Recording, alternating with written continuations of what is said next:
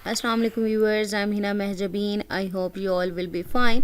हम स्टडी कर रहे हैं MGT 201 फाइनेंशियल मैनेजमेंट का कोर्स, जिसका है module number 3 time value money and topic number है 32 present value and future value interest factor use of tables. यानी यूज़ ऑफ टेबल्स को यूज़ करते हुए मैं इसको फाइंड करना आपको बताऊंगी। बट टुडेज़ लेक्चर स्टार्ट करने से पहले अगर आप मेरे चैनल पर न्यू हैं दैन प्लीज़ मेरे चैनल को सब्सक्राइब कर दें और बेल आइकन को क्लिक करना मत भूलेगा, ताकि upcoming lectures, different assignments, quizzes और पेपर्स के नोटिफिकेशंस आप तक पहुंच जाएं। लाइक भी कीजिएगा, शेयर भी कीजिएगा। ओके जी, let's start from today's lecture. Present value interest factor and future value interest factor. कुछ टेबल्स हैं वो भी मैं आप लोगों को बता देती हूँ। तो मैंने यहाँ पर नोट्स फॉर्म में किया है, क्योंकि इसके कुछ स्टेप्स थे जो यहाँ सॉल्व करने वाले थे, तो मैंने यहाँ पर सॉल्व किए। Okay, let's see. हमारा है, हाँ जी, ये आ गया 32। फर्स्ट आप लोगों ने प्रेजेंट वैल्यू और फ्यूचर वैल्यू के बारे में, या present value interest factor and future value interest factor के बारे में उसकी डेफिनेशन वगैरह मैं ऑलरेडी आप लोगों को प्रीवियस लेक्चर में बता चुकी हूँ।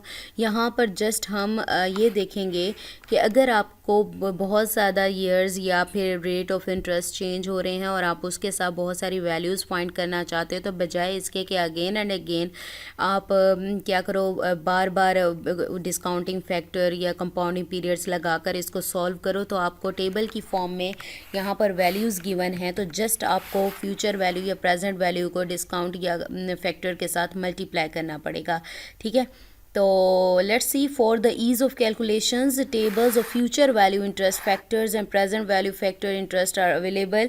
ठीक है, वैल्यूज़ अवेलेबल हैं, जस्ट उसको मल्टीप्लाई करने की ज़रूरत पड़ेगी। Instead of applying the formula of present value और फ्यूचर वैल्यू में just multiply the amount with the factor to get the result. Factor 1 + r raise to power n, जो factor हमने प्रीवियस लेक्चर्स में पढ़ा था। फ्यूचर वैल्यू इंटरेस्ट फैक्टर का table firstly हमने देखना है। ये मैंने जो हाईलाइट किया है ये इसके अंदर नहीं था, इसका पार्ट नहीं है इसका, जस्ट मैंने आपको ये दिखाया है। अगर टेबल गिवन ना होता देन हमें इतनी लेंथी कैलकुलेशंस करने की ज़रूरत थी।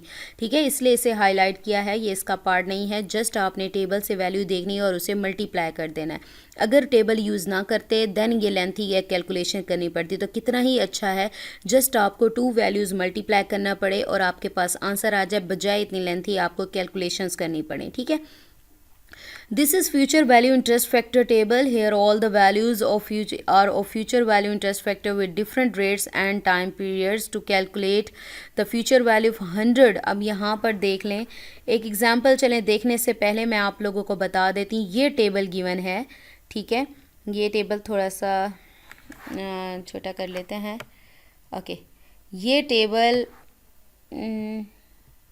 अब थोड़ा, हाँ जी, ये टेबल आपको गिवन है। और यहाँ पर हॉरिजेंटल लाइंस की बात करूँ तो मेरे पास क्या है, इंटरेस्ट रेट गिवन है। यानी 1% इंटरेस्ट, 2% इंटरेस्ट, 3, 4 एंड ऑनवर्ड। अगर ज़्यादा आप परसेंट लेना चाहते हो ना, 6, 7, 8, देन ये ऐड होते जाएंगे, यानी आप टेबल कॉलम ऐड करते जाओगे। और ये जो हैं यहाँ पर वर्टिकल लाइंस हैं, पीरियड्स हैं, नंबर ऑफ़ ईयर्स की बात हो रही है, first year, second year, third, fourth, fifth and so on. ठीक है, तो ये आप अगर देखना चाहो तो ये इसकी बात ये हो रही है कि 3% इंटरेस्ट पर 4 ईयर्स का टाइम पीरियड है। अगर 1 + r raise to power n यानी फैक्टर को सॉल्व करती हूँ तो मेरे पास ये आंसर आएगा। मैं भी सॉल्व किया हुआ भी दिखा देती हूँ आपको। लेकिन अगर आपके पास टेबल गिवन है, तो अगर 4 ईयर्स और 3 यहाँ पर एग्जाम्पल एक गिवन है, उस एग्जाम्पल को फॉलो करते हैं। To calculate the future value of, ये हमारे पास प्रेजेंट वैल्यू है। ठीक है, ये प्रेजेंट वैल्यू है। 3% इंटरेस्ट रेट गिवन है। ठीक है, और आफ्टर 4 ईयर्स यानी टाइम पीरियड आपके पास या नंबर ऑफ ईयर्स गिवन है 4 years, we simply multiply the amount with the future value interest factor shown in red colour as given below.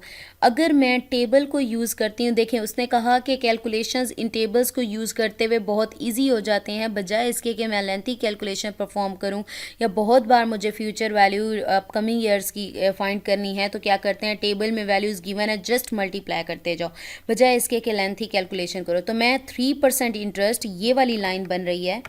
ठीक है, 3% इंटरेस्ट इसको करते हैं 3%, 3% इंटरेस्ट है और 4 इयर्स हैं, तो यहाँ से 4 चूज़ करें, यहाँ पर ये रहा 4 इयर्स, ठीक है। तो 3% इंटरेस्ट और 4 इयर्स, इसके इंटरेस्ट सेक्शन पर क्या वैल्यू आ रही है, 4 इयर्स, ये देखो यहाँ ऊपर देखो थर्ड 3% है, तो मेरे पास ये वैल्यू आ रही है फैक्टर की, जो फैक्टर है 1+r⁴n की, ठीक है। क्या है, टाइम पीरियड 4 इयर्स की बात हुई है क्वेश्चन में, मैं आपको क्वेश्चन में दिखा दूँ, ठीक है।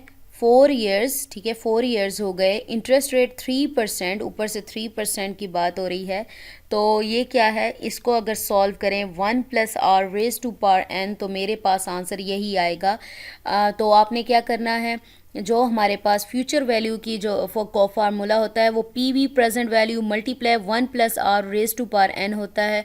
अगर मैं इसे सिंपली सॉल्व करती तो प्रेजेंट वैल्यू है 100,000, 1+r रेट कितना है 3% है, नंबर ऑफ़ ईयर्स कितने हैं 4 हैं, तो 3% यानी 3 को डिवाइड 100 करें 0.03 आएगा, +1 करो 1.03 आएगा, देन 1.03⁴ लें, आंसर देखें ये आ गया 1.12, देन आपने 100,000 से मल्टीप्लाई करना था तो ये आंसर आता।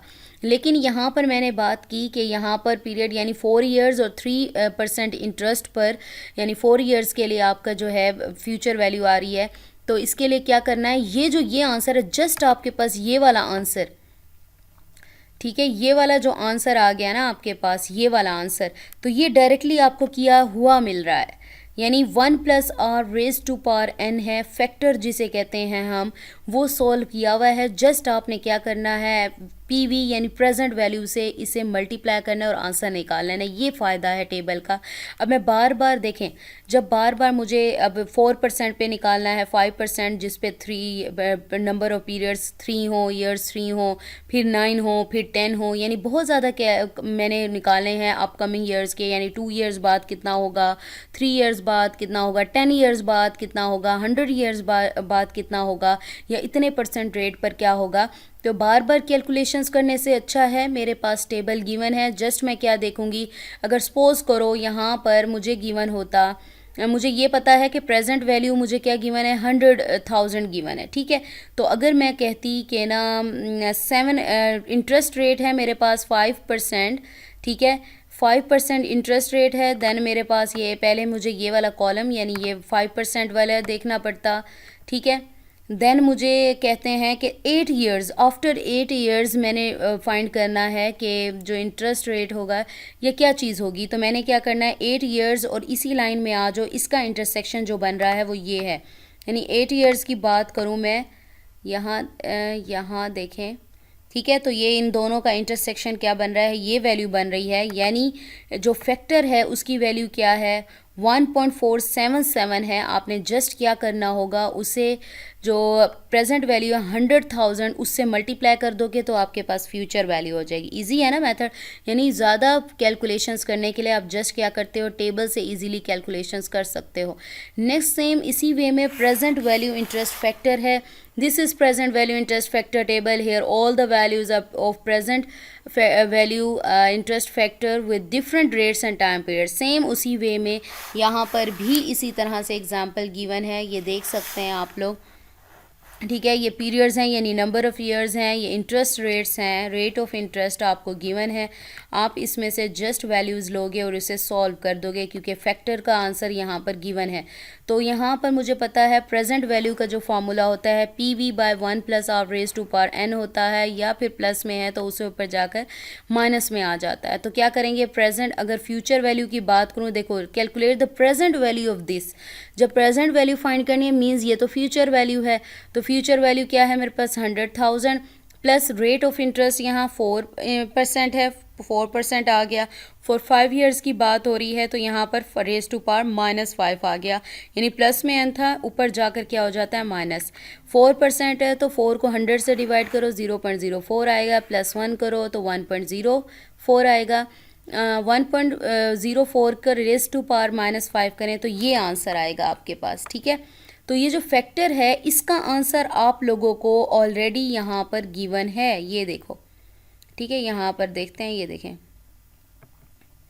ठीक है। तो मैंने देखो यहाँ पर इंटरेस्ट रेट, अगर मैं यहाँ बात करूँ, देखो यहाँ पर 5 इयर्स की बात हो रही थी और 4% इंटरेस्ट और 5 इयर्स को यहाँ से करती हूँ, ये रहे 5 इयर्स। अब इसके इंटरसेक्शन पर दोनों पे ये वैल्यू आ रही है जो कि फैक्टर की वैल्यू ऑलरेडी आप लोगों को टाइम पीरियड और इंटरेस्ट रेट के अकॉर्डिंग कैलकुलेट करके दी हुई है। जस्ट आपने क्या करना है, उसे फ्यूचर वैल्यू के साथ, यानी प्रेजेंट वैल्यू फाइंड कर रहे हैं तो फ्यूचर वैल्यू के साथ मल्टीप्लाई कर देना है।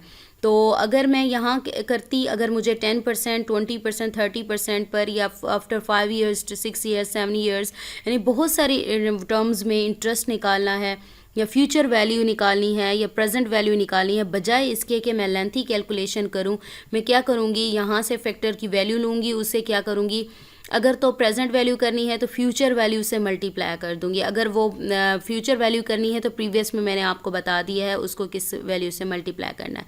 तो ये बहुत ज़्यादा इजी हो जाता है ज़्यादा कैलकुलेशंस अगर करनी हो तो।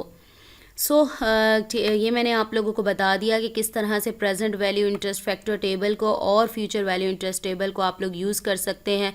ये जो मैंने ग्रीन कलर से हाईलाइट किया है ये इस का पार्ट नहीं है, बट मैं जस्ट आपको ये शो करना चाह रही थी कि टेबल का क्या फ़ायदा है, कि टेबल से कैसे आपको वैल्यूज़ जैसे कहते हैं ना प्री डिफाइन या बनी हुई वैल्यूज़ मिल जाती हैं, तो आप जस्ट उसको मल्टीप्लाई कर देते हो प्रेजेंट वैल्यू या फ्यूचर वैल्यू के साथ, बजाय इसके कि आप बहुत सारे ईयर्स के लिए क्या है अगेन एंड अगेन कैलकुलेशंस करें। So we have completed our today's lecture. मुझे अपनी दुआ में याद रखिएगा, अपना ख्याल रखिएगा। टेक केयर, अल्लाह हाफिज़।